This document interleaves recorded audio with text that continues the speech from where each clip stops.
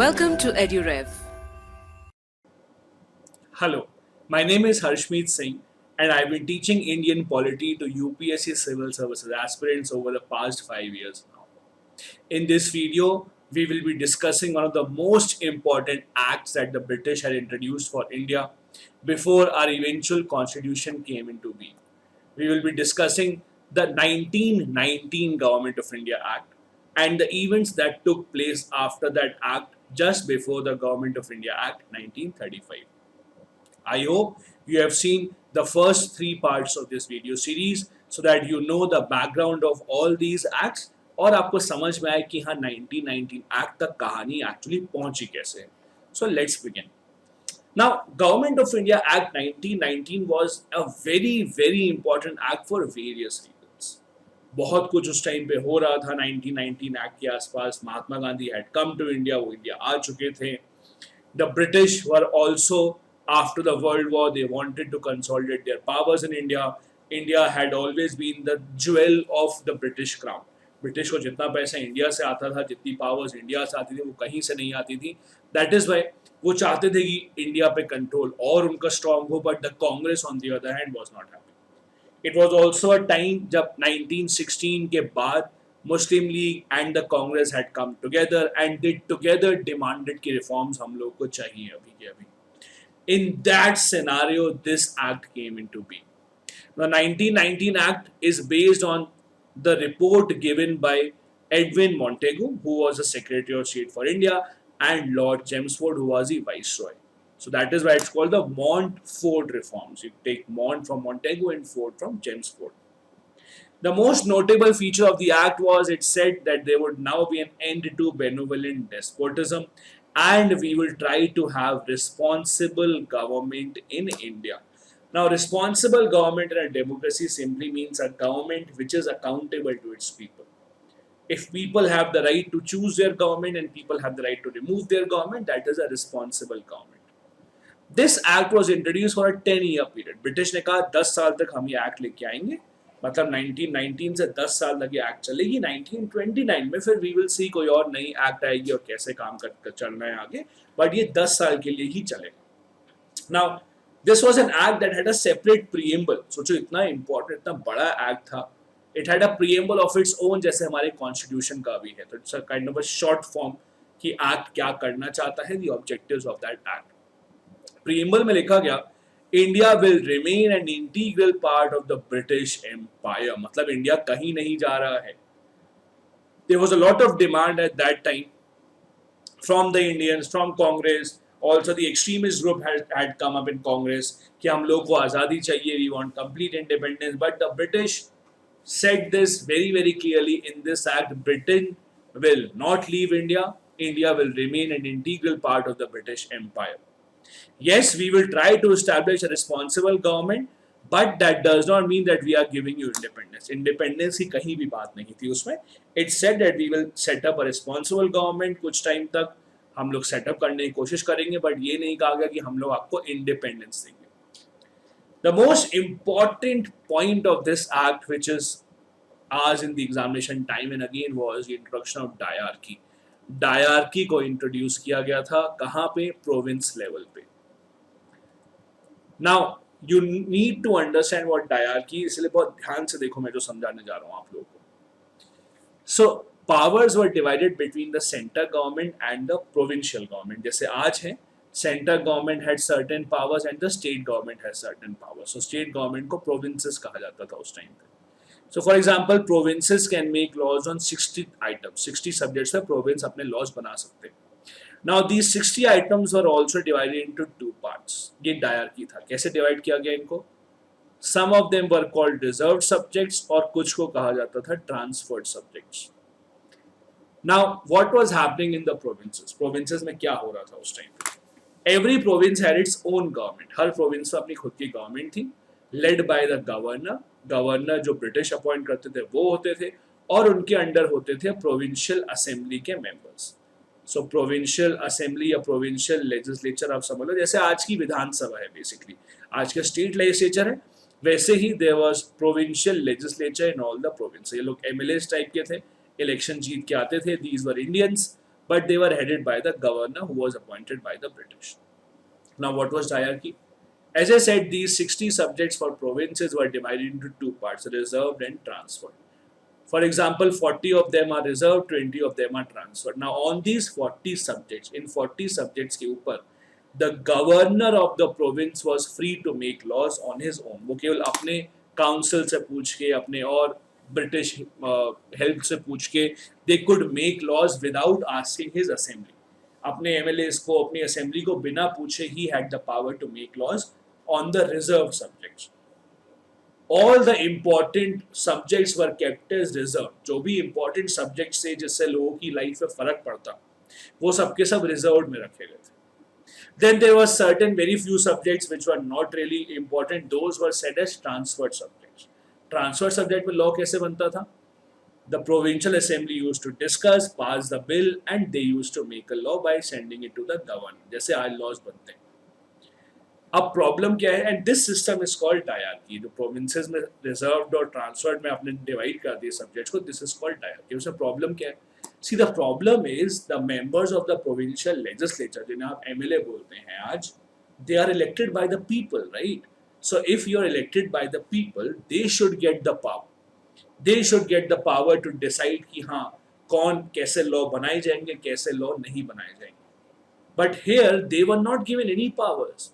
They were given powers on useless subjects, transferred subjects पे केवल. All the important subject the governor had kept for himself. Governor ने सारे important subjects खुद के लिए रख लिए थे. This system of diarchy was introduced at the provinces. So provinces में ऐसा होता था. Indians are obviously very very furious with this, क्योंकि आपने अगर government appoint की है, if you have elected your MLAs, you have elected the members of your provincial legislature, they should be given the power to make laws. If you are not even giving them the power to make laws, तो आप उन्हें appoint ही क्यों कर रहे हो? What was the point of having this provincial legislature? So that is why the diarchy was a concept which was hated by all the Indians back then. So diarchy at the provinces was introduced in the 1919 Act. Remember this. I want you to reiterate. I want you to understand this very carefully. Diarchy ये नहीं होता है कि center और state में power divide कर देना. That is federalism. Diarchy means at one level only, एक ही लेवल पे पावर को डिवाइड ऐसे कर देना कि there are reserved subjects and there are transferred subjects. जो ज्यादातर इंपॉर्टेंट है वो रिजर्व सब्जेक्ट्स होंगे, उनके ऊपर the governor can make laws. The less important ones will be the transferred subjects on which the elected representative can make laws. ठीक है. Next, the 1919 act also expanded the governor general's council. Now governor general's council will have at least 3 Indians. Out of the 6 members in the council में 6 members होंगे, उसमें से 3 Indians होंगे. We have already studied in 1909 Act how the first Indian was appointed in the form of Satyendra Sinha. Now the provision was at least 3 of the 6 members of the council have to be Indians. Apart from that, अब क्या हुआ यहाँ पे? Bicameralism setup हो गया. See, इतनी सारी important चीजें हो रही है यहाँ पे. That is why I told you 1919 Act is very very important. So a bicameral legislature was set up at the center. Bicameral मतलब 2 houses. जैसे आज है, our parliament has 2 houses. There is the Lok Sabha, there is the Rajya Sabha. ऐसे ही bicameral legislature was set up at the center. Center में 2 house बना दिए गए थे. One legislative assembly and the other house was the Council of States. आज भी Rajya Sabha is called the Council of States. So हमारा bicameralism की शुरुआत भी 1919 से हुई थी. Now, Legislative Assembly was the lower house, Council of State was the upper house. I had told this to you in one of the earlier videos also. मैंने पिछली video में भी आपको ये बात बताई थी. The easiest thing for me as a teacher is to tell you to remember everything. ये भी याद कर लो, ये भी याद कर लो, कितने members कहाँ आते, सब याद कर लो. But from the student's point of view, I know for a fact it's not possible to remember all these numbers. These are very confusing. आप जितना ज़्यादा पढ़ोगे उतना आप भूलते चले जाओगे. So my advice would be, don't focus on these numbers. There's a very very little chance that these numbers will be asked और पूछे भी गए तो कोई बात नहीं. Let's not focus on that because you can utilize your time and memory in much better things. So what you have to remember is this now. Legislative Assembly, which was a lower house, it had a 3-year tenure. Total members were 145. बस इतना याद रखो and that would be good enough. Just for clarity, out of these 41 were nominated and 104 were elected, and this is how they were elected. depending upon their background in their community. The Council of States, on the other hand, which was the upper house, it had 60 members. 33 were elected, 27 were nominated. The Council of States had a 5-year term. So, as far as the advice that I can give you, that would be don't focus too much on the number of members, from which community did they come. At best, try and remember the total number. So, Legislative Assembly had a total of 145 members, Council of States had a total of 60 members, and remember the term. So, Assembly had a term of 3 years, Council had a term of 5 years. As long as you remember that, you should be good to go. Then, Public Service Commission was set up for the first time in India in 1990. Another very, very important point was Office for High Commissioner for India was set up in London. And now this is very, very important. The Act said, since the Act was only for 10 years, मैंने बताया था, Act 10 साल के लिए था, 1919 से 1929 तक. Act में ये भी था कि 10 साल के बाद, after 10 years, एक commission भेजी जाएगी. One commission would be sent to India to see कि भैया कैसे Act ने क्या क्या changes किए, and the commission will suggest कि आगे हमें क्या changes करने हैं उसके बाद. This was famously called the Simon Commission. So जो Simon Commission बाद में आया था, साइमन कमीशन के आने के लिए पहले इस एक्ट में ही लिख दिया गया था कि वो साइमन कमीशन जैसी कोई चीज आएगी in the next 10 years, something like this would happen. So the Simon commission that came up in 1927, उसके बारे में इस एक्ट में ही था. ऑल्दो एक्ट के हिसाब से 1929 में आना था after 10 years, but there was so much protest in India कि वो पहले ही आ गई थी. Then in 1919 act, people were given the right to vote, but very, very few of them. कुछ ही लोगों को right to vote दिया गया था. ये सब condition satisfy करेंगे, only then you could have the right to vote. If you have property with rental revenue, taxable income, you must have past experience in the council, you must have membership of university senate, local bodies में membership होनी चाहिए. Basically, it was very, very difficult for a common Indian or a common citizen to have the right to vote. Women were also not given the right to vote. So a very minuscule population, बहुत कम population ऐसी थी जिसको actually vote करने का right था, वरना vote करने का right किसी के पास था नहीं उस टाइम पे इंडिया में. जो इंडियंस थे वाइसरॉय काउंसिल में, as I said, they were increased to 3. जो members होंगे वो 3 कम से कम इंडियंस होंगे एग्जीक्यूटिव काउंसिल में. However, ये जो increase किया गया था इंडियंस को भी फायदा हुआ नहीं था. क्यों नहीं फायदा हुआ था? Because they were still just an advisory body. जो डिसीजन लेना होता था वो तो वाइसरॉय गवर्नर जनरल खुद ही लेते थे. Specially the Indians in the council, they were just an advisory member. So they used to advise ऐसे करना चाहिए, ऐसे नहीं करना चाहिए, but nothing of that actually turn into paper. Now the next major act that came for India was the government of India act 1935. Such a major act that even today most of our constitution is based on that act. But before 1935 Act and after 1919 Act, a lot of events happened in India, a lot of very, very important events. Now, you will read in detail about all these important events in your modern history classes. So, modern history में ये सब कुछ cover होता है बहुत अच्छे से. So, I will not tell in detail, but मैं एक एक करके थोड़ा बहुत I'll give you a brief कि कहाँ पे क्या हुआ था. So that you have an idea, अच्छा यहाँ पे ये हो रहा था, यहाँ पे ये हो रहा था, so that in the next class when we start the government of India in 1935, आपको पता हो कि अच्छा कहानी यहाँ तक ऐसे पहुँची थी.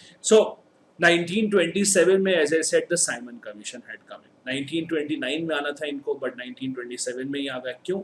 The people were not happy with the 1919 reforms. कुछ powers मिली नहीं थी इंडियंस को, केवल लॉलीपॉप पकड़ाती गई थी. Very few people had the right to vote. The government would not listen to them. Indians were not really given powers. Extremists जो थे हम लोग यहाँ पे वो बहुत ज़्यादा restless हो रहे थे. So Simon Commission came up in 1927. Simon Commission, as most of you would know, बहुत ज़्यादा protest हुआ Simon Commission के against. क्यों? Because it had all British members. कोई भी Indian member नहीं था उसमें. Indians were revolting because Simon Commission was an important commission. और ये इंडियंस ने कहा कि अगर Simon commission is deciding India's future, अगर इंडिया का फ्यूचर साइमन कमीशन डिसाइड कर रहा है, at least Indians should have representation in the Simon commission. So they wanted Simon commission में इंडियंस भी हो, बट ऐसा हुआ नहीं. A lot of protest happened, बदले में लाठी चार्ज हुआ. In that lathi charge one of the biggest leaders of that time, Lala Lajpat Rai, passed away. He was hit on the head by one of the lathis and he passed away. When the Simon Commission revolt happened, something very interesting happened after that. That was a Lord Birkenhead challenge. Now, Lord Birkenhead at that time was the Secretary of State for India. He jokingly challenged Indians that अगर आपको इतना ही लग रहा है कि आपको Simon commission में होना चाहिए था, if Indians think that they should be in the Simon Commission, and if Indians really think कि वो बना सकते हैं अपना constitution, I challenge the Indians. क्या challenge किया उन्होंने? He said I challenge the Indians कि आप ऐसा constitution बना के दिखाओ सारी parties मिलके that is acceptable to all the political parties. He wanted to say कि ऐसा कोई कॉन्स्टिट्यूशन हो ही नहीं सकता, ऐसा सब लोग अग्री करेंगे. सो अगर आप अग्री नहीं करते हो तो we don't care. Lord Birkenhead challenge कि ऐसा कॉन्स्टिट्यूशन अगर आप बनाते हो which all the parties agree to, we will give you that constitution. Indians accepted the challenge. All party meeting was held. A committee was formed.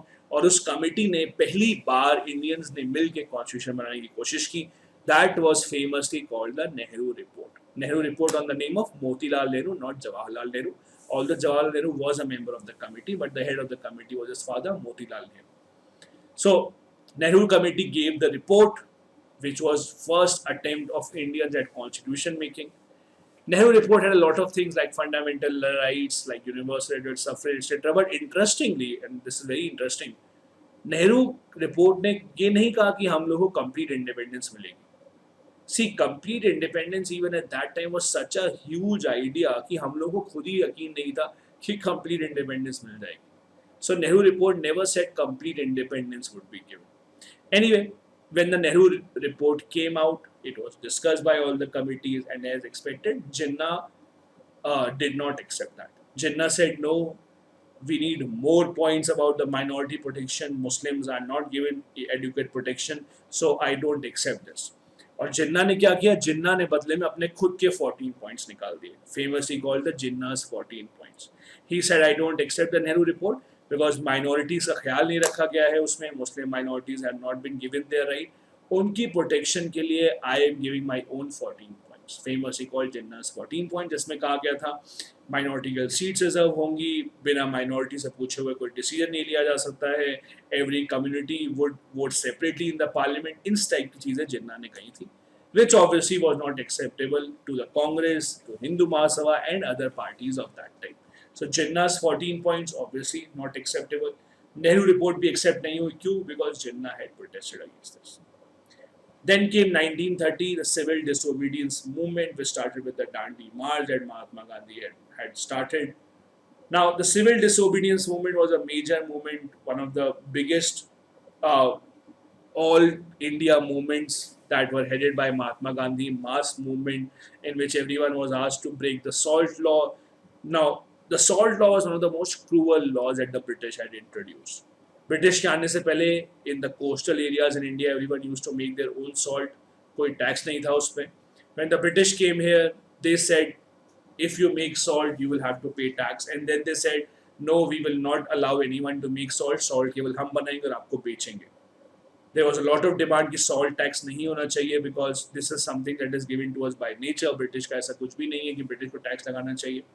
But British did not take away or did not reduce the salt tax. Why? Because salt was giving at least 8 to 9% of British earnings from India was through salt only.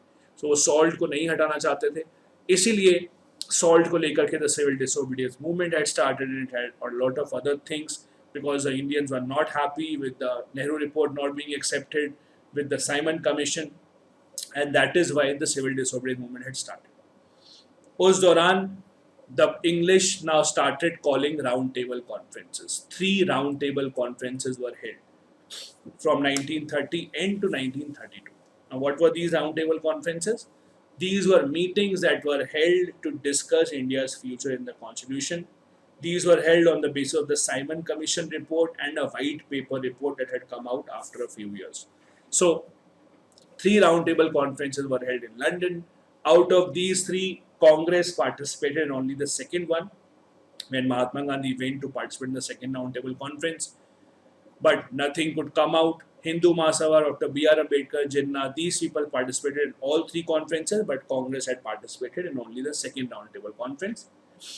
When Mahatma Gandhi had gone to Roundtable Conference, the civil disobedience movement was put on halt. But when he came back, he was not happy with what was discussed. The civil disobedience movement started again, but he was arrested. When he was sent to jail, the decision was taken in the Roundtable Conference that there would now be separate electorates for the depressed classes also. So separate electorates for SC and ST were also introduced because B.R. Ambedkar wanted it, and he had talked to the British Prime Minister Ramsay MacDonald. So these are famously called the Ramsay MacDonald Awards, Ramsay Award, Ramsay Communal Awards. This agreement between B.R. Ambedkar and MacDonald Ramsay led to Mahatma Gandhi being very unhappy in the jail, and he started his fast. Because according to Mahatma Gandhi, if the depressed classes will also get separate electorate, Hindu community will be divided, and he did not want that. When Mahatma Gandhi went on fast, everyone went to Dr. B.R. Ambedkar. They requested him to talk to Gandhi, and finally, Dr. Ambedkar and Mahatma Gandhi signed an agreement in the Yarbada jail of Pune, which was called the Pune Pact. Interestingly, it was negotiated by Madan Mohan Malviya. So Madan Mohan Malviya also went to jail. He was the one that negotiated it. The end result was separate electorate was not given to depressed classes, but number of seats reserved for ST and ST were increased. And then in 1935, of course, came the biggest act, the largest act of British history, the Government of India Act 1935. Before our constitution was created, from 1935 till the time that our constitution started, India was governed on the basis of the Government of India Act 1935 only. And even after our constitution came into being, many parts of our constitution, even today, are derived from the Government of India Act 1935. That shows how important the act is even today. I have some questions for you from previous year UPSC papers. Please go through it very carefully. Take your time, 10 to 15, 20 seconds, and then try and see if you can answer these. The three statements 1, 2, and 4 we have studied. The third one we have not studied, but try and answer this anyway. First, Morley Minto Reform, that is 1909 Act, enlarged the power of legislators. As I said, from 1892 onwards, for every act this will be true, that they will enhance the power of legislators. So this is true. Second, 1858 vested the Secretary of State for India and not Governor General with the supreme control over the Government of India. That again is true. Secretary of State, who was the first person to be Secretary of State, as I told you, Lord Stanley. Third statement is also true, the Vernacular Press Act of 1878. You will read about it in modern history. It was repealed by Lord Ripon. And the fourth, Montagu-Chelmsford report was responsible for 1909 Act, which we just studied. This is also correct. So all these statements are correct, and the answer here is D. You can make a note of it. Moving on. Another question about the Montagu-Chelmsford reforms that we just completed. First, it declared for the first time that introduction of responsible government is the objective. Absolutely true. We just studied about a couple of minutes back. Central and provincial subjects were separated. Again, very true. That is, after their separation at the province level, diarchy was introduced.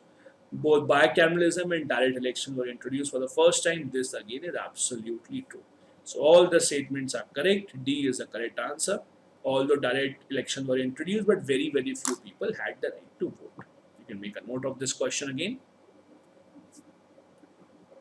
Just to remind you, the EduRev Infinity platform has over 10,000 questions for those appearing for the UPSC Civil Service examination. These questions are prepared by the UPSC experts who have themselves cleared the examination and are at a very high position in the Government of India right now. Thank you so much for watching the video.